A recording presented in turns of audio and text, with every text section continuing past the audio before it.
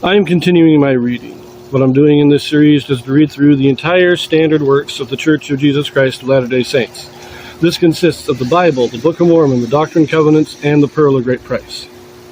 I am reading in a chronological order of events, not according to publication or volume, so I will be skipping around a bit as I move along.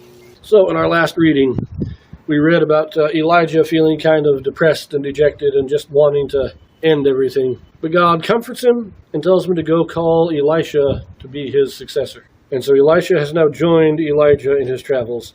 And now we turn to 1 Kings chapter 20. This one we will read in two videos because it is a little bit long.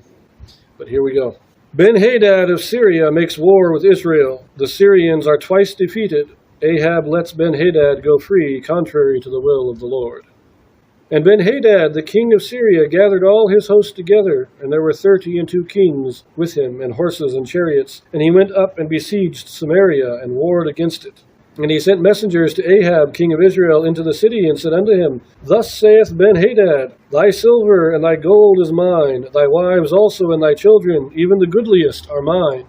And the king of Israel answered and said, My lord, O king, according to thy saying, I am thine in all that I have. And the messengers came again and said, Thus speaketh Ben-Hadad, saying, Although I have sent unto thee, saying, Thou shalt deliver me thy silver and thy gold, and thy wives and thy children, yet I will send my servants unto thee tomorrow about this time, and they shall search thine house and the houses of thy servants.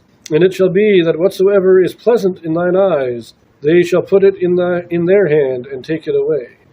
So the king of Syria gathers, it says he has 32 kings. Now these are probably more like regional governors over cities and stuff. So you have Syria is the big power, and then there's some vassal states and some leaders of like city-states within the borders, all that. So these are the 32 kings. He's bringing together the armies basically of 32 cities, or 32 regions. And he comes and he sends the message, says, everything you have is mine. Apparently, Ahab sent him all the gold and all the silver, and sent at least some of his family. But then Ben-Hadad sends back a second message and says, yeah, you did good. You gave me everything I told you to, but now I'm sending new messengers in, and we're just going to come in and take everything that you like. This was the first time was just more like, give us some tribute and we'll leave you alone. I mean, this is a common thing throughout the Bible where, an invading army comes in, you want to avoid the war, you just give them all the gold. And they leave. Ben-Hadad's not doing this. This is a true insult where he's saying, no. The tribute's not enough. I want to humiliate you. That's what's happening here. So, here we go. Let us see verse 7. Then the king of Israel called all the elders of the land and said, Mark, I pray you, and see how this man seeketh mischief. For he sent unto me for my wives and for my children, and for my silver and for my gold, and I denied him not. And all the elders and all the people said unto him, Hearken not unto him, nor consent. Wherefore he said unto the messengers of Ben-Hadad, Tell my lord the king, all that thou didst send for to thy servant at the first I will do. But this thing I may not do. And the messengers departed and brought him word again. And Ben-Hadad sent unto him, and said, The gods do so unto me, and more also, if the dust of Samaria shall suffice for the handfuls of all the people that follow me. And the king of Israel answered and said, Tell him, let not him that girdeth on his harness boast himself as he that putteth it off. And it came to pass when Ben-Hadad heard this message, as he was drinking, he and the kings in the pavilions, that he said unto his servants, Set yourselves in array. And they set themselves in array against the city. Okay, so what's going on here? The Syrians are camped outside of Samaria. They're kind of besieging they're not exactly besieging the city. They're just outside the city, and this back and forth message is going on. Send me all your gold and silver. Okay. Well, now I'm just going to humiliate you, and I'm going to come in and just take whatever I think you might like. And Ahab gets the council of the elders, and everybody agrees, don't do this. This is an insult. This is what we might call today a violation of the international law. The law, the law of war, I can't remember what it's called now, it just went out of my mind. But you get what I mean. And Ahab sends back and says, no, I can't do it. And so Ben-Hadad says, well, if you don't do it, I'm going to destroy you, basically. And I like Ahab's message back. I do like that one. Let not him that girdeth on his harness boast himself as he that putteth it off. Now, the harness, that's your armor. So when you put on the armor, you're preparing to go to war. When you take it off, you have already won. The battle is over, you have won, that's why you're able to take it off. And so what Ahab is saying here says, you haven't even started to fight yet. Why are you boasting as if you've already won? This is Ahab challenging Ben-Hadad. I like that. I think that's a great response from that. Ahab was an evil man, very wicked man, but he had a great response to Ben-Hadad there. I like it. Anyways, so now Ben-Hadad is going to war. Verse 13.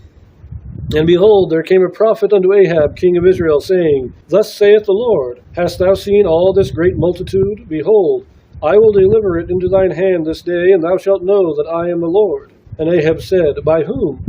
And he said, Thus saith the Lord, even by the young men of the princes of the provinces. Then he said, Who shall order the battle? And he answered, Thou. Then he numbered the young men of the princes of the provinces, and they were 232. And after them he numbered all the people, even all the children of Israel, being 7,000. So this prophet comes, unnamed prophet, and I like this, says, God's going to deliver them into your hand so that you know it's God. And Ahab says, okay, who am I going to send into battle? Who am I going to send into battle for this? And the prophet says, the young men. Okay, who's going to lead them? Who's going to be their general in the battle? And he says, you. You take these young men into battle, you will win. Now, the young men themselves, 232, and then 7,000 others. Not a large, well, 7,000 is a pretty big force, but anyways, they're taking these in to the battle. Here we go. Verse 16. And they went out at noon, but Ben-Hadad was drinking himself drunk in the pavilions, he and the kings, and 32 kings that helped him. And the young men of the princes of the provinces went out first, and Ben-Hadad sent out. And they told him, saying, There are men come out of Samaria. And he said, Whether they be come out for peace, take them alive, or whether they be come out for war, take them alive. So these young men of the princes of the provinces came out of the city, and the army which followed them. And they slew every one his man, and the Syrians fled, and Israel pursued them. And Ben-Hadad, the king of Syria, escaped on an horse with the horsemen. And the king of Israel went out and smote the horses and chariots, and slew the Syrians with a great slaughter. So they sent the young men out first, 232 men, and Ben-Hadad's kind of laughing. Yeah, what's this? Take them alive. I don't care if they're here to fight or if they're here to make peace. Bring them alive into the camp. And when they came to the army, they just started killing people. The other 7,000 came in just behind them, and Syria was driven out. Verse 22. And the prophet came to the king of Israel and said unto him, Go, strengthen thyself, and mark, and see what thou doest. For at the return of the year the king of Syria will come up against thee. And the servants of the king of Syria said unto him, Their gods are gods of the hills. Therefore they were stronger than we. But let us fight them again in the plain, and surely we will be stronger than they. And do this thing, take the kings away, every man out of his place, and put captains in their rooms. And number thee an army like the army that thou hast lost, horse for horse, and chariot for chariot. And we will fight against them in the plain, and surely we will be stronger than they. And he hearkened unto their voice, and did so. And it came to pass at the return of the year that Ben-Hadad numbered the Syrians, and went up to Aphek to fight against Israel. And the children of Israel were numbered, and were all present, and went against them. And the children of Israel pitched before them like two little flocks of kids. But the Syrians filled the country. So in other words, these two armies were not evenly matched. Two little flocks of kids, that's baby goats. Two little flocks of baby goats, compared to filling the countryside. Well, as the prophet comes, after they win this victory, the prophet comes back and says, look, they're coming back next year. Generally, people didn't fight year-round back then. You fought, there was a season for war when the weather and stuff made fighting easier. They said they're going to regroup, they're going to come back next year. Now, pay attention to Ben-Hadad's counselors, what they say. This gives us a clue as to what the religious beliefs were, what the pagans believed back then. Because, as he says, their gods are gods of the hills. We can't fight them in the hills. But if we fight them down in the plains, then their gods won't have power. They won't have the power of their gods behind them. We've got to fight them in the plains. Because that's the way people lived, that's the way they thought. Now, Baal, he was a big god. He was a major deity. There were local gods as well. Every hilltop had its own god. Every valley, every river, they all had their own gods. And it was believed that if you appeased the god of this hill, then he would protect you on this hill. But his power did not extend past that hill. And that's what they mean by their gods. Because in Israel, they worship primarily Baal or Jehovah, one of the two. Those were the only two primary gods, although there is some mention of Ashtaroth as well. But they didn't have many, they didn't have this pantheon of 30 gods that everybody worshipped. No, they had the main gods at the nation, the national gods, and then they had all these local gods. At least that's what it was thought. I don't think Israel actually did. I think Israel did just have the national gods. Judah just had their national gods. But the pagans, all around them had their local gods. And that's what it's talking about here. But we are all set up for another battle. We will read about that in the next video. See you there.